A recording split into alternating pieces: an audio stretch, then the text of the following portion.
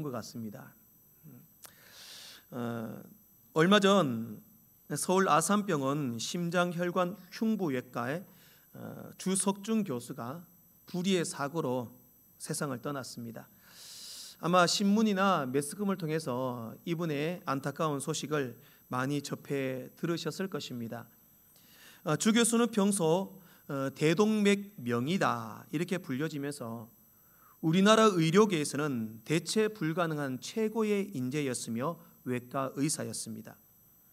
이에 주석중 교수를 애도하는 물결과 추모의 발걸음들이 계속 이어졌습니다. 많은 의사협회의 관계자들뿐만 아니라 주석중 교수에게 치료를 받고 진료를 받고 수술을 받았던 사람들까지도 그 주석중 교수를 추모하기 위해 찾아왔습니다. 그래서 정말 이분의 따뜻한 사연들, 정말 환자를 사랑했던 모습들이 많은 사람들에게 알려지고 전해지게 되었습니다. 주 교수는 평소 아산병원과 집이 10분 거리에 집을 두었다고 합니다. 왜냐하면 새벽이라도 급하게 응급 환자들이 수술을 해야 할 일이 있으면은 그 10분 거리에서 자전거를 타고 수술실로 병원으로 달려왔고, 언제나 그 바쁜 일정 가운데도 밥 먹을 시간이 없을 만큼 환자들을 돌보고 열심히 그 일을 매진했다는 겁니다. 그래서 주 교수가 이제 세상을 떠나고 그의 이제 연구실을 청소를 하고 정리를 하는데 쓰레기통에 라면 스프가 가득하더랍니다. 워낙 바쁜 일정이다 보니 식사를 못 하니까 생라면을 부셔 먹고 라면 스프를 쓰레기통에 버려 두었다라는 겁니다. 그런 바쁜 일정 가운데도 주 교수는 서울 주님의 교회에 집사로 섬기면서 찬양대 봉사까지 했다고 합니다. 그런 과정 가운데서도 가정에서나 병원에서나 교회에서나 모든 사람들에게 참 모범된 그리스도인이었다, 그런 평가를 받고 있습니다. 더욱이 이제 주석중 교수가 장례를 마친 후에 주 교수의 장남인 주현영 씨가 이 아버지의 유품을 정리하고 물건을 정리하다가 그 연구실에 아버지가 어떤 편지를 쓰고 기도문을 써놓은 많은 것들을 발견하게 됐답니다. 그 중에서 주 교수의 책상 옆에 벽에 붙여 있는 기도문을 보고 그 기도문을 이렇게 많은 사람들에게 알려지게 되었는데, 그 기도문이 어떤 것이냐면 이렇게 써 있었다고 합니다. 실제 치료 과정에서 제가 할 수 있는 일은 없습니다. 절대로 아무것도 없습니다. 모든 것은 하나님의 손에 달려 있습니다. 이렇게 영문으로 그 벽에 써놓았다라는 겁니다. 이제 또 주 교수가 이제 사고가 나기 전에 사고가 나기 얼마 전에 자신의 아내에게 이런 이야기를 했다고 합니다. 나는 지금껏 원 없이 살았다. 수많은 환자들을 수술해서 잘 되었고 여러 가지 새로운 수술 방법도 좋았다. 하고 싶은 연구도 하고 쓰고 싶은 연구도 많이 썼다. 하나님께서 내려주신 소명을 다한 듯하여 감사하고 행복하다. 그렇게 자기 아내에게 그렇게 말을 했다고 합니다. 마치 자기가 사고가 나서 세상을 떠날 것을 알았던 사람처럼 그렇게 감사의 마음을 전했다라는 겁니다. 저는 사실 지난달이죠, 6월 달에 주석중 교수가 세상을 떠났는데 이분에 대해서 처음 알았습니다. 혹시 아셨습니까? 그전에는 몰랐습니다. 이분이 세상을 떠나고 나니까 이분에 대한 이런 진정한 그리스도인이었던 모습들이 알려지게 되었고, 정말 대단한 사람이구나, 훌륭한 사람이구나, 그런 생각을 해보았습니다. 그러면서 아울러 목회자인 한 사람인 저에게 들은 생각이 뭐냐, 과연 구병모 목사도 세상을 떠나고 나면 주석중 교수와 같이 이런 사람들에게 좋은 평가를 받을 수 있을까? 참 사람의 육신을 치료하는 의사도 모든 사람에게 최고의 평가를 받고 정말 훌륭한 분이었다, 정말 안타깝다, 정말 아까운 사람이다, 그런 평가를 받는데, 사람의 영혼을 책임지는 목회자의 한 사람으로 최소한 주석중 교수와 같은 그보다 더 많은 더 훌륭한 평가를 받아야 되는 게 당연하지 않은가, 그런 생각을 하며 저도 돌아보고 개인적으로 많은 묵상을 하는 그런 시간이었습니다. 사랑하는 성도 여러분, 이 땅을 살아가는 우리 모두는 언젠가는 평가를 받을 날이 있습니다. 가장 먼저는 하나님으로부터의 평가입니다. 네가 잘 살았느냐? 네가 어떻게 살았느냐? 하나님 앞에 평가받을 날이 반드시 있을 겁니다. 그리고 이 땅에서는 사람의 평가가 있을 겁니다. 함께하는 성도들의 평가, 가족들의 평가, 친구들의 평가. 이 사람은 어땠다? 정말 멋진 사람이었다. 참 괜찮은 사람이었다. 그런 좋은 평가와 나쁜 평가를 받을 것이다 라는 겁니다. 그런 평가 속에 과연 나는 어떤 평가를 받는 사람이 될까?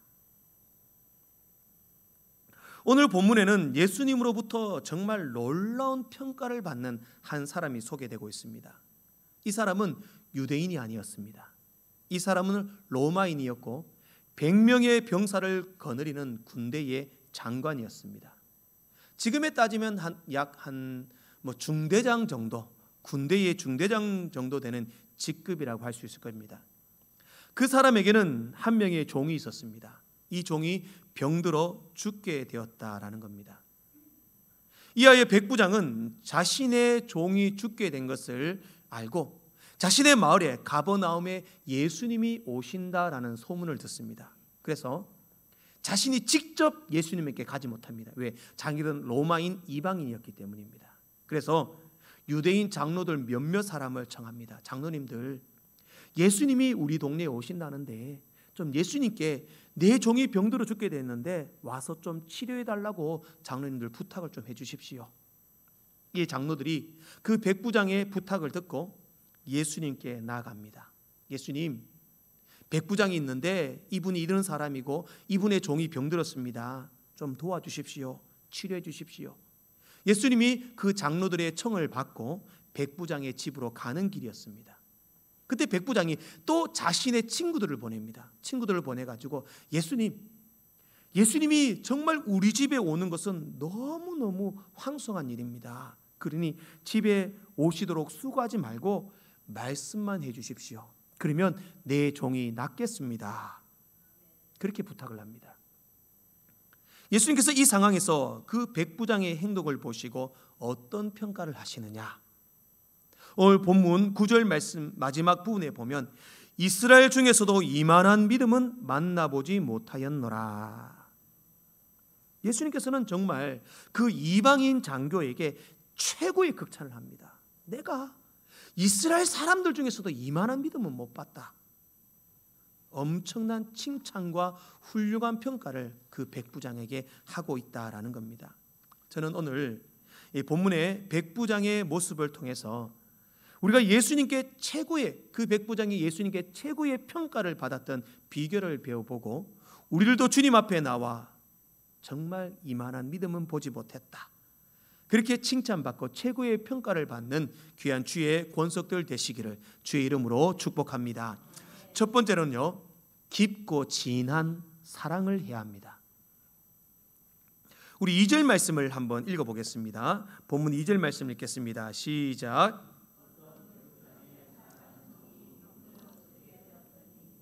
아멘. 백부장의 종이 병들어 죽게 되었다라는 겁니다.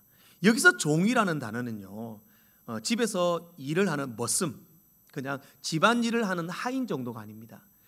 영어로서는 슬레이브입니다. 말 그대로 노예입니다. 노예. 원문의 의미는 종보단 더 심각한 노예의 의미를 가지고 있습니다. 백부장은 군대 장교입니다. 그리고 로마의 군인입니다. 그리고 어느 정도 지위도 있고 명예도 있고 권력도 있고 재력도 있는 사람입니다. 이 사람에게는 노예가 있었습니다. 당시의 노예는요, 사람이라고 말할 수 없습니다. 그저 도구입니다. 물건입니다. 짐승이나 마찬가지입니다. 쓰다가 그 노예를 부리다가 문제가 생기면 노예는 버리면 됩니다. 돈을 주고 사람에게 팔 수도 있습니다. 돈을 주고 사람들로부터 그 노예를 살 수도 있습니다. 자, 그랬던 그 노예가 병들어 죽게 되었다. 병들어 죽게 되었다. 그냥 버리거나 처리하고 끝내버리면 됩니다. 로마인 장교였습니다. 그런데도 오늘 본문에 뭐라고 말씀하시냐? 백부장의 사랑하는 종이다. 노예고 물건처럼 취급되는 그 시대적인 상황 속에서 백부장은 그 노예를 사랑했다라는 겁니다. 얼마나 그 마음과 그 인격이 대단했느냐.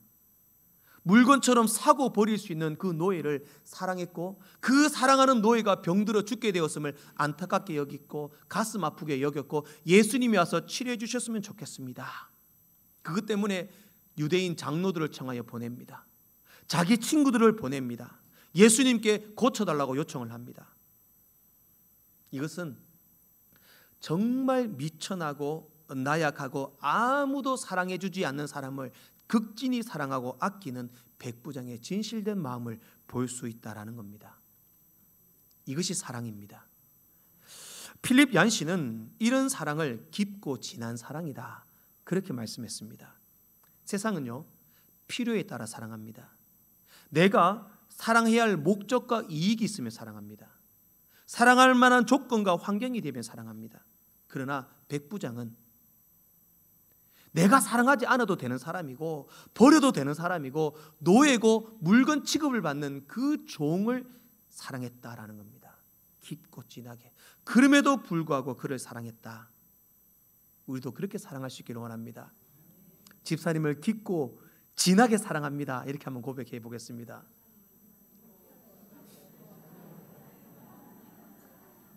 깊고 진하게 사랑해야 합니다.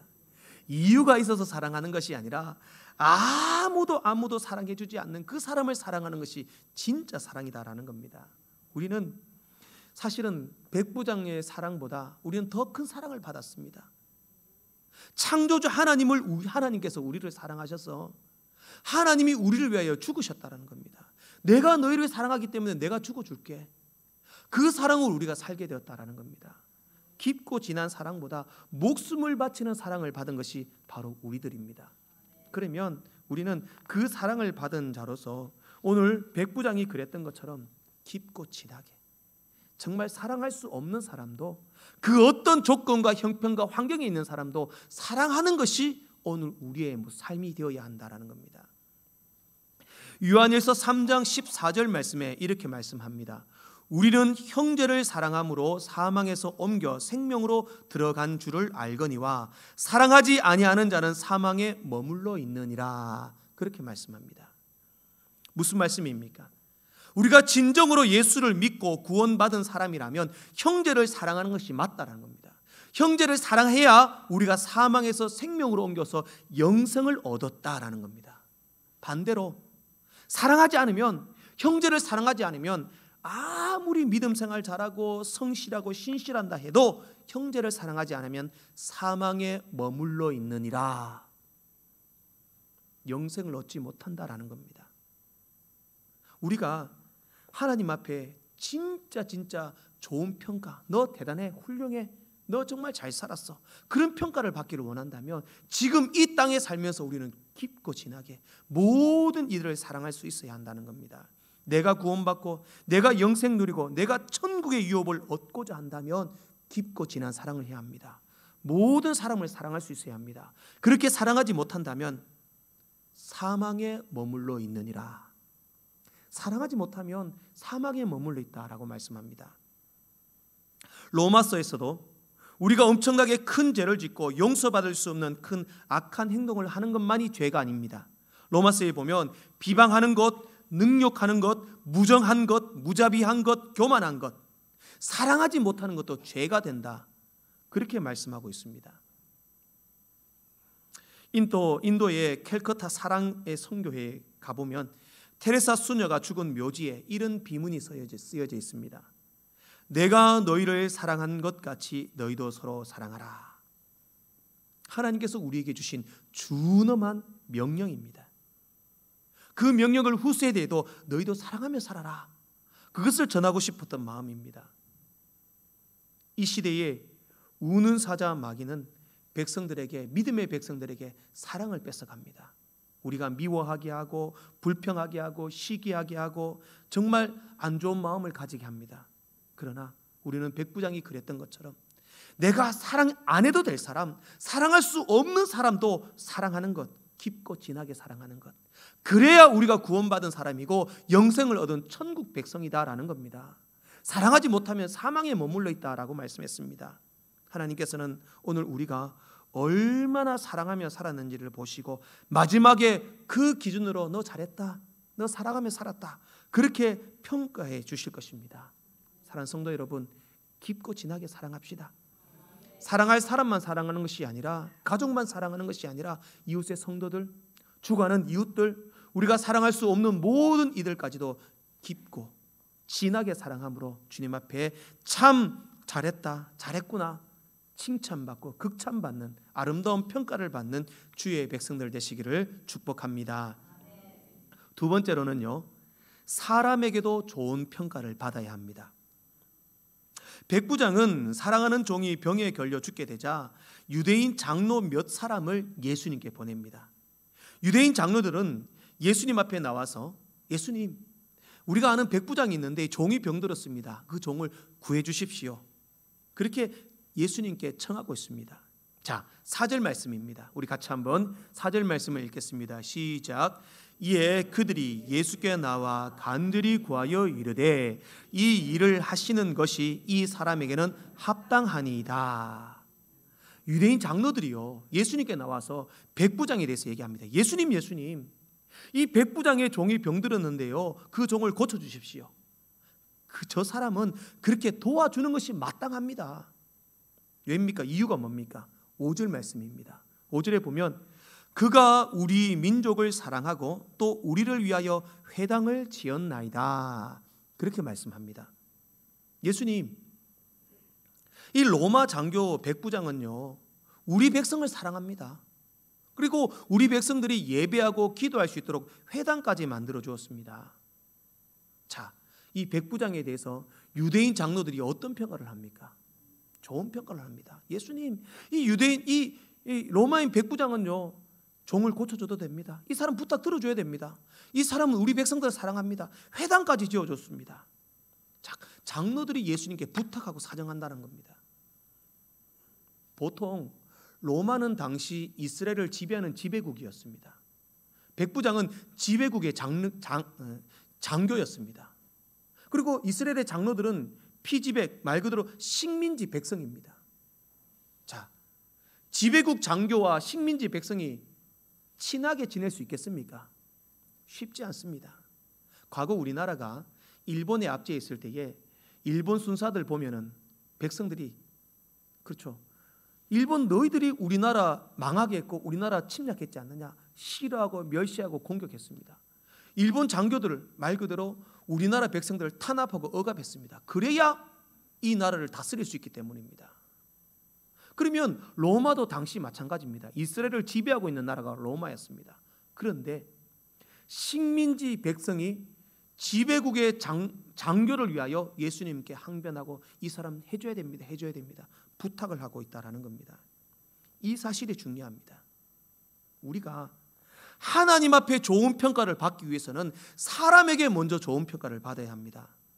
사람에게 인정받지 못하고 하나님 앞에 인정받으려고 생각해서는 안 된다라는 겁니다. 어떤 사람은 이렇게 말합니다. 내가 사람 보고 신앙생활 하나, 하나님 보고 신앙생활 하지. 사람이 어떻게 생각하고 사람이 어떻게 보든 신경 안 씁니다. 나만 기도하고 나만 말씀 보고 나만 열심히 신앙생활 하면 된다. 맞을까요? 틀릴까요? 아닙니다. 사람도 의식해야 합니다. 하나님을 의식하기 전에 사람들도 의식해야 합니다. 실제로 목회를 하면서 종종 이런 경우를 보게 됩니다.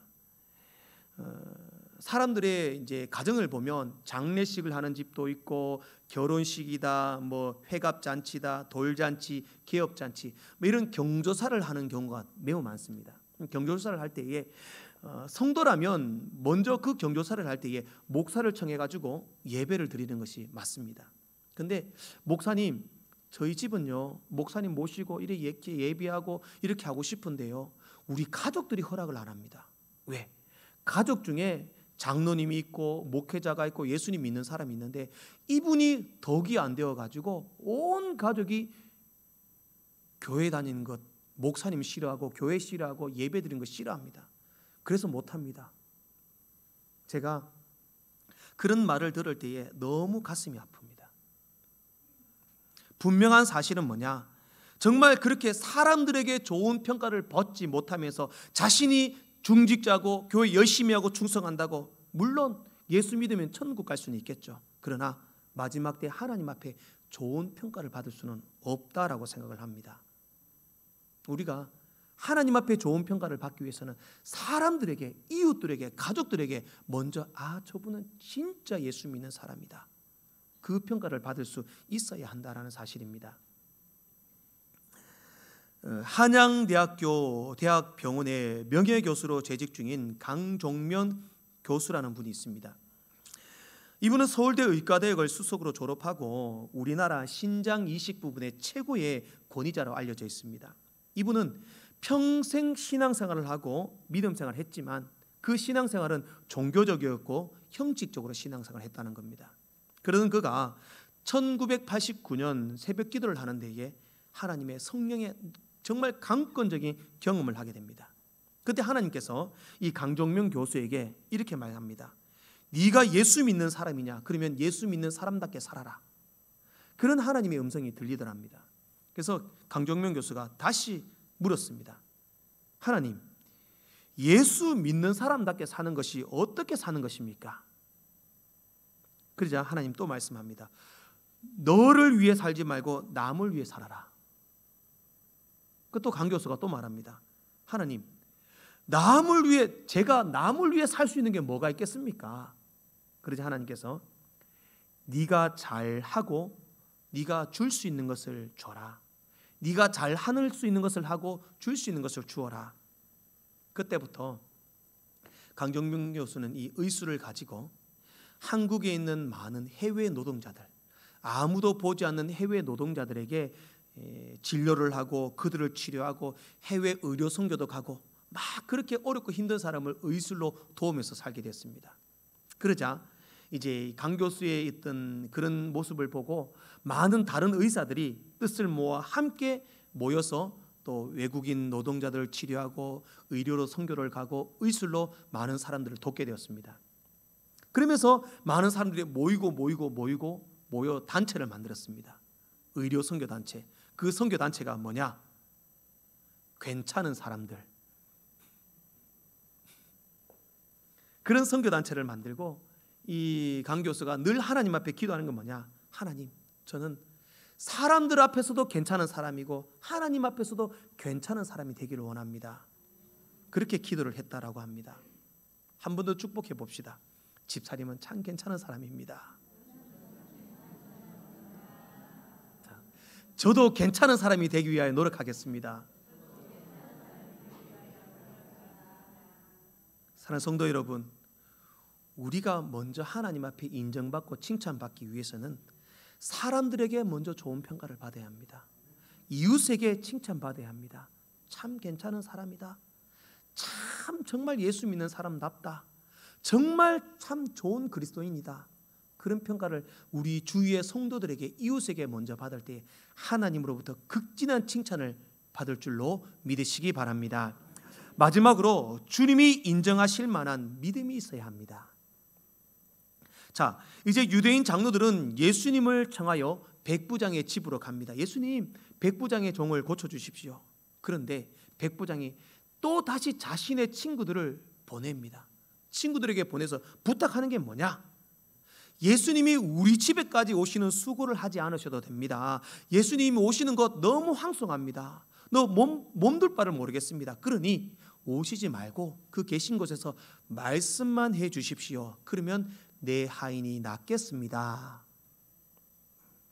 그 말씀을 듣고 예수님께서는 백부장의 그 고백을 듣고 엄청난 평가를 하십니다. 9절 말씀을 우리 같이 한번 읽어보겠습니다. 시작. 예수께서 들으시고 그를 놀랍게 여겨 돌이키사 따르는 무리에게 이르시되 내가 너희에게 이르노니 이스라엘 중에서도 이만한 믿음은 만나보지 못하였노라 하시더라. 아멘. 주님이 놀랍게 여겼습니다. 놀랐습니다. 아니, 로마인 이방인에도 이만한 믿음의 사람이 있느냐? 내가 이스라엘 사람들 중에서도 이만한 믿음을 보지 못했다. 당시 문화는요, 누가 기도를 해주거나 치료를 하거나 신유를 바라고 한다면은요, 대체적으로 막 손을 얹어서 기도해 주든지 만져서 일으켜 주든지 뭔가 치료한다는 느낌을 가져야지만 치료한다라고 생각을 했습니다.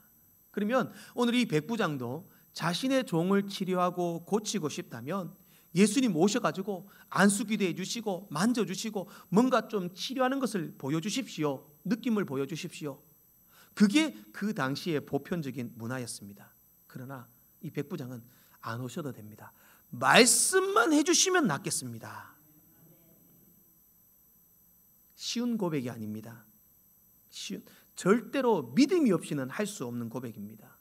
완벽한 신뢰가 있고 예수님은 진정한 하나님이시고 말씀만 해도 낫겠다는 믿음이 있었기 때문에 그렇게 고백할 수 있다라는 사실입니다. 이것이 믿음입니다. 예수를 믿는다고 말로만 믿는다고 할 것이 아니라 진정 믿어야 합니다. 진실로 믿어야 합니다. 예수님께 온전히 100%의 믿음을 가지고 하나님 완전히 믿겠습니다. 주님이 보실 때 그만한 믿음이면 됐다. 네가 그만큼 믿으면 됐다. 내가 네 기도 들어주겠다. 그 말씀하신 만큼 믿어야 한다라는 겁니다. 깨진 유리창의 법칙이라는 이 말이 있습니다. 이 깨진 유리창의 법칙이 어떤 거냐면 간단히 말씀드리면 건물이 하나 있는데요. 건물에 유리창이 가득 있습니다. 근데 그 유리창을 한 유리창만 딱 깨버리고 놔두면 그 다음날 어떻게 되냐면 주변의 유리창 다 깨진다는 거죠. 이게 쉽게 말하면 깨끗한 거리에 쓰레기 하나 딱 버려두면 그 다음날 되면 그 주변에 뭐가 됩니까? 쓰레기 더미가 됩니다. 그죠? 깨끗한 책상에 낙서 한번 해놓으면 그 다음날 온통 낙서 더미가 된다는 거죠. 깨진 유리창의 법칙이 뭐냐면 작은 하나가 전부가 된다라는 의미입니다. 그래서 이 깨진 유리창의 법칙을 의미하는 수학적 기호가 있습니다. 띄워주실래요? PPT. 제가 말씀드렸는데 예전에 수학 기호가 뭐냐면 100 빼기 1은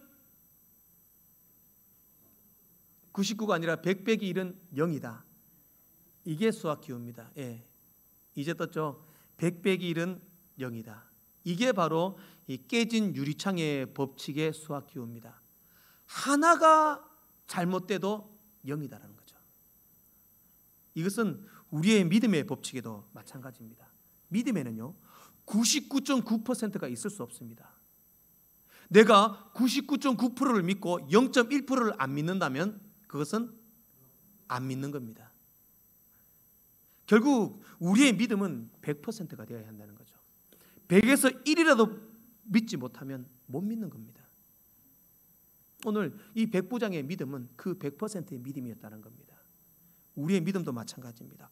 온전하고 순수하고 100%의 그냥 예수님 주님의 말씀을 믿어버리는 믿음, 그 믿음을 가지고 주님은 칭찬하신다. 내가 이만한 믿음은 보지 못하였다. 오늘 우리는 그 0.01%의 불신도 제거하고 100%의 믿음을 가지고 주님 앞에 칭찬받는 여러분들 되시길 소망합니다.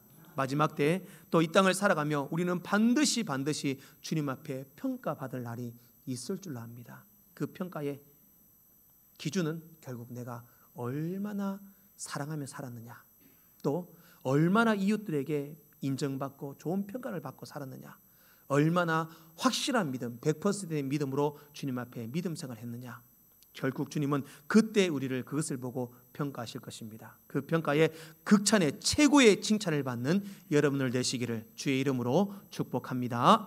기도하겠습니다.